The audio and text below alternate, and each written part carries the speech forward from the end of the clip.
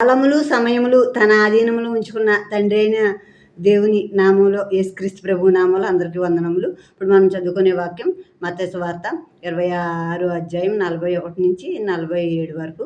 మీరు శోధనలో ప్రవేశించుకున్నట్లు మెలకువగుండి ప్రార్థన చేయుడి. ఆత్మసిద్ధమే కానీ శరీరం బలహీనమని పేతురుతో చెప్పి మరలా రెండో మారు వెళ్ళి, నా తండ్రి, నేను దీన్ని తాగితేనే కానీ ఇది నా యొద్ద నుండి తొలగిపోవడం సాధ్యం కాని ఎడల నీ చిత్తమే సిద్ధించును గాక అని ప్రార్థించి తిరిగి వచ్చి వారు మరలా నిద్రించుట చూచెను. ఎలయనగా వారి కన్నులు భారముగా ఉండెను.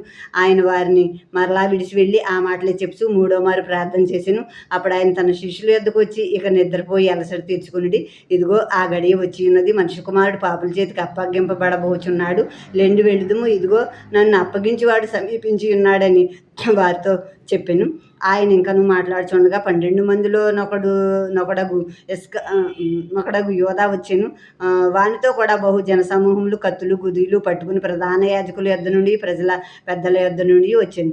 యేసుక్రీస్తు ప్రభువుడు శిష్యులతో చెప్తున్నారు, మీరు మెలకువగా ఉండి ప్రార్థన చేయండి శోధనలో ప్రవేశించకుండటం కోసం అని చెప్పి. ఆత్మసిద్ధమే, మన ఆత్మ ఎంతో కోరుకుంటుంది దేవుడి కోసం, ఎన్నో చేసేయాలనుకుంటున్నాం, ఎంతో ఎక్కువ ప్రార్థన చేయాలని, కానీ ఆత్మసిద్ధమే. కానీ ఈ శరీరం అంటది కాసేపు పడుకో అంటది. ఈ శరీరం ఎంత మాత్రం మనకు లొంగదు.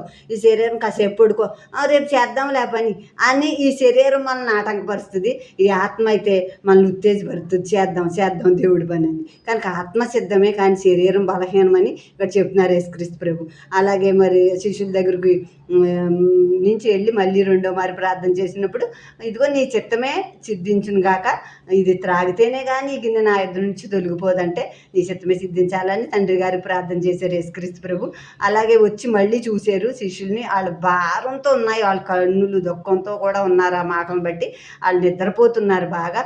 మళ్ళీ చూసి మళ్ళీ వెళ్ళి ప్రార్థన చేసి వచ్చి అప్పుడు ఇంకా ఆయన అంటున్నారు, ఇక నా సమయం వచ్చింది, గడియ వచ్చింది, ఇంకా నిద్రపోయి అలసట తీర్చుకోండి అంటున్నారు. అంటే యోహాను ఇవన్నీ కొన్ని చోట్ల రాస్తారు, ఆయన సమయం ఇంకా రాలేదు కనుక ఆయన్ని ఎవడూ పట్టుకోలేదని. కనుక ఆయన సమయాలు, కాలాలు, గడియలు అన్ని దేవుని అధీనంలో ఉంది. ఎప్పుడైనా మన జీవితంలో కూడా ఎప్పుడేది జరగాలో ఆ సమయం వచ్చినప్పుడు అవి జరుగుతాయి అన్నమాట. కనుక ఆయన గడియ ఇప్పుడు వచ్చింది, ఇంతకుముందు రాలేదు వాళ్ళు పట్టుకుందామన్నా.